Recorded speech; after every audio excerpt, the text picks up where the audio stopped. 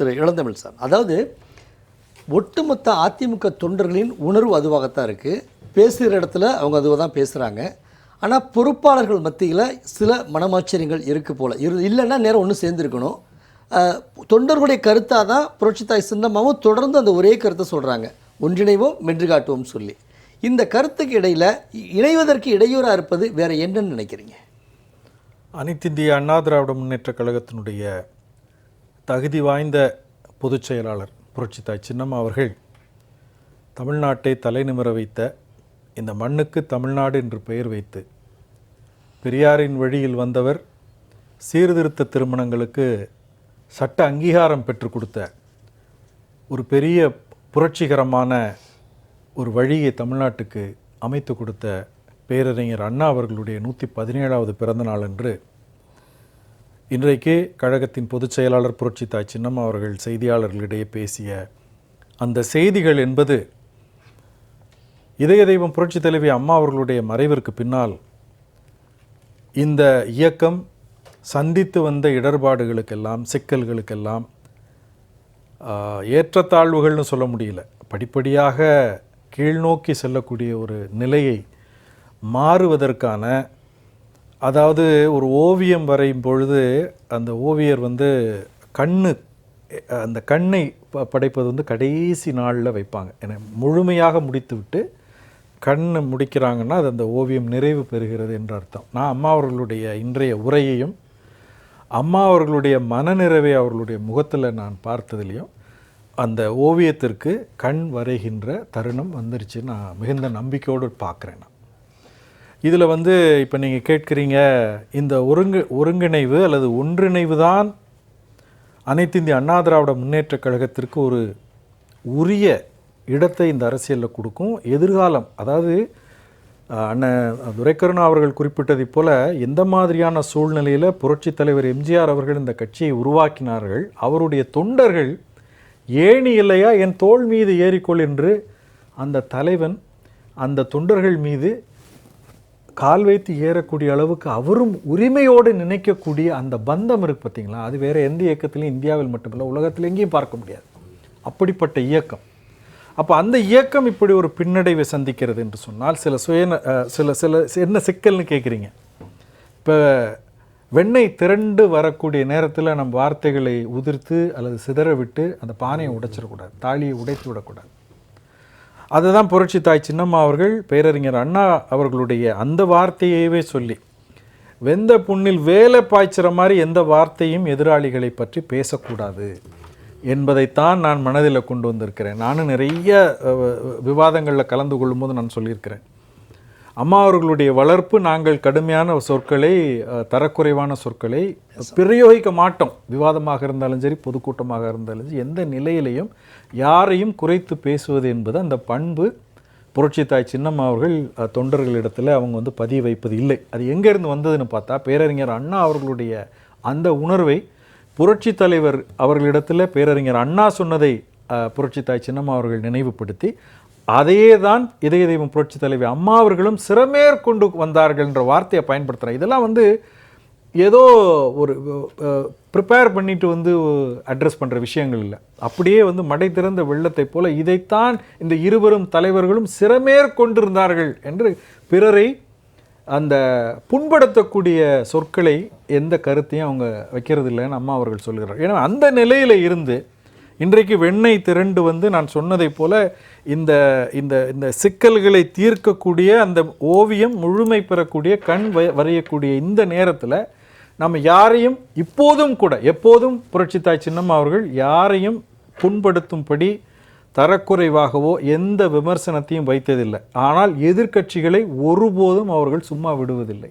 மிகச்சரியாக நெற்றி போட்டில் அடித்தார் போல ஒவ்வொரு கேள்வியும் கேட்டு பல்வேறு தருணங்களில் அம்மா அவர்கள் அறிக்கை கொடுத்து அதை நாம் விவாதித்து அடுத்தடுத்த நாட்களில் இந்த விளம்பர திமுக அரசாங்கம் அதுக்கு செயல் வடிவம் கொடுப்பதை நம்ம பார்த்துட்டு வந்திருக்கோம். என்னுடைய வேதனை எல்லாம் இப்பேற்பட்ட ஒரு ஆளுமை மிக்க தலைவரை தமிழக அரசியல் இந்த 6-7 ஆண்டு காலமாக அவர்களுக்கு உரிய இடத்தை கொடுக்காமல் இழப்பை தமிழ்நாடு சந்தித்து கொண்டிருக்கிறது. இதில் அம்மா அவர்களுக்கு என்ன இழப்பு இருக்கிறது?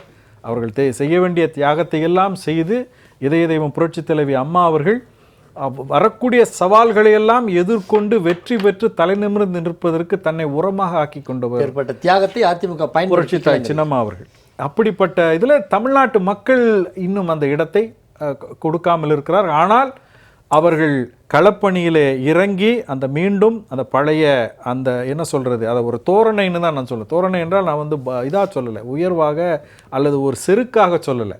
அந்த இடத்திற்கென்று ஒரு பாந்தமான தலைவராக, அது பொருத்தமான தலைவராக போல ஓவியத்தின் கண் திறக்கும் போது நடக்கத்தான் போகுது. நம்ம தொடர்ந்து பேசலாம் சார். இளந்தமிழ் சார், உங்களுடைய நேரம்.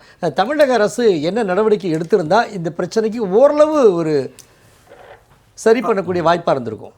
அதை கூட புரட்சி தாய் சின்னம்மா அவர்கள் கடந்த வாரம் வெளியிட்ட அறிக்கையில் சொல்லியிருந்தாங்க. என்னன்னா இவங்களுக்கு வந்து சிறப்பு கடன் வசதி, வட்டியில்லா கடன், ஏற்கனவே இருக்கக்கூடிய சுமையாக இருக்கக்கூடிய மின்கட்டண உயர்வை குறைத்து கொடுப்பது அல்லது கால அவகாசம் கொடுப்பது, இந்த நிலை கட்டணம் அது இதுன்னு பலவேறு அழுத்தங்களை கொடுத்துருக்குறாங்க. அது மாதிரி கொடுக்கக்கூடிய முயற்சிகள் எதையுமே செய்யாமல், நிதியாக பணமாக அவர்களுக்கு கொடுக்கக்கூடிய உதவிகள் எதையும் செய்யாமல் நாங்கள் மத்திய அரசாங்கத்துக்கு கடிதம் எழுதியிருக்கிறோம். மத்திய அரசாங்கம் வந்து குறிப்பாக திருப்பூரில் இருக்கக்கூடிய அந்த நிட்டிங் இண்டஸ்ட்ரியை பொறுத்தளவுக்கு அந்த கச்சா பருத்திக்கு கிட்டத்தட்ட 11 விழுக்காடு விலை குறைத்து தருகிறோம் என்று சொல்லி இந்த 50% யூஎஸ் டாரிஃபில் ஏறின பிறகு அவங்க ஒரு ரிலீஃப் கொடுத்துருக்குறாங்க. அதை 15% ஆக்குங்கன்னு சொல்லி தமிழ்நாடு அரசு வழக்கம் போல கடிதம் எழுதி கொடுத்து விட்டு அதோட தங்கள் கடமை முடிஞ்சிருச்சுன்னு நினைக்கிறாங்க.